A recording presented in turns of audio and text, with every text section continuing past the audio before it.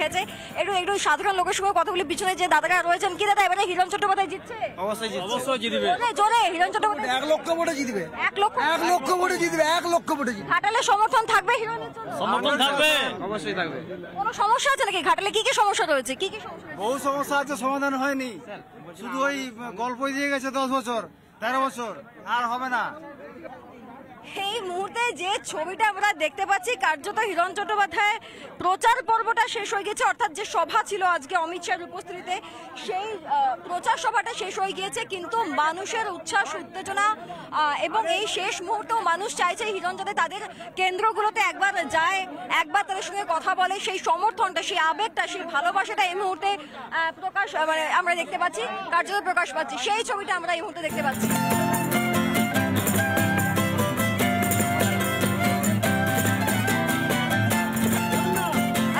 একটু দেখা করতে যাচ্ছি হিরণ দা আপনার সঙ্গে, একটু জেনে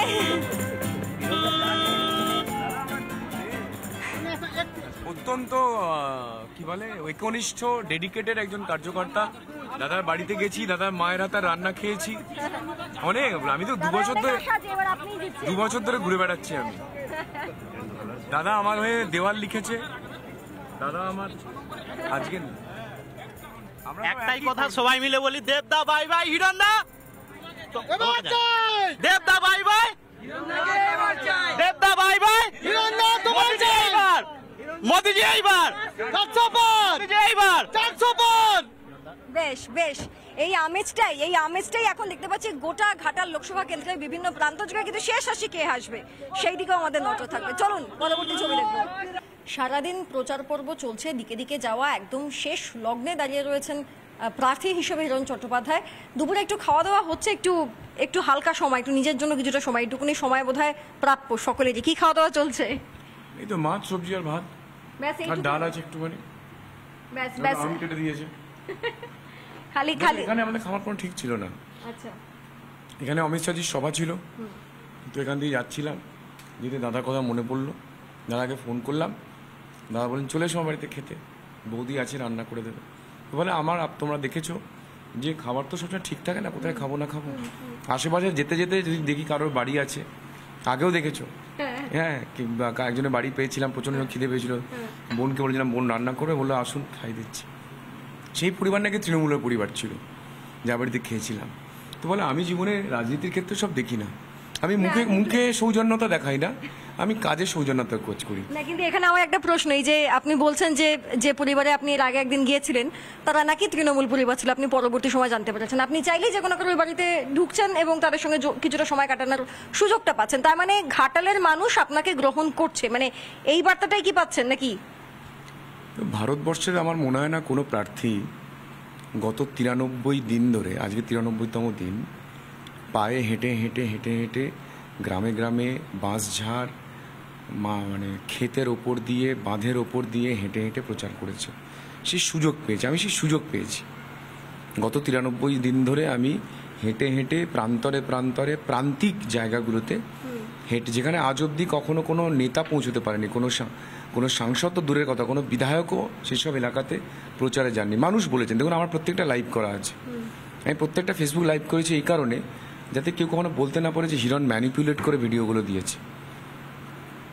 সেখানে অনেকে অনেক রকম উক্তি করেছে, বাট আমি সব রকম গ্রহণ করেছি, পজিটিভ নেগেটিভ।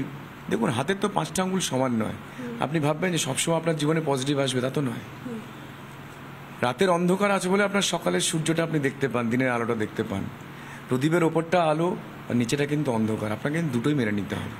প্রচার পর্ব করতে করতে প্রায় বেলা পুড়ে গিয়েছে এবং বেলা পুড়ে যাওয়ার পর এই মুহূর্তে আমরা দেখতে পাচ্ছি বিজেপি প্রার্থী হিরণ চট্টোপাধ্যায় এসেছেন এবং সেখানে মানুষের উচ্ছ্বাস, সমর্থন, উন্মাদনা এই সবটাই নজরে পড়ছে। আর এখান থেকেই প্রশ্ন উঠছে যে আচ্ছা সেলফি তোলাও চলছে, কচি কাঁচা 8 থেকে 80 সকলেই রয়েছে। এখন প্রশ্নটা উঠছে যে শেষ হাসিটা কে হাসবে? এই সমগ্র ঘাটাল লোকসভা কেন্দ্র থেকে শেষ হাসিটা কে হাসবে? ফের যে সাংসদ রয়েছেন, বিদায়ী সাংসদ সেই দীপক অধিকারী, নাকি হিরণ চট্টোপাধ্যায়, নাকি সমস্ত পাশা বদলে বামেদের দখলে যাবে ঘাটাল লোকসভা কেন্দ্র? আচ্ছা দেখা যাক যে কি কথা হচ্ছে গ্রামবাসীদের সঙ্গে, একটু শুনি কি কথা হচ্ছে গ্রামবাসীদের। তৃণমূল সব খেয়ে নিচ্ছে, আমার কাজ হবে সাংসদ হয়ে, মোদিজির টাকা আসবে, কোনো চোর তৃণমূল থাকবে না, সোজা আপনাদের উন্নয়ন হবে, আর বাচ্চা বাচ্চা মেয়েরা স্কুলে চাকরি পাবে।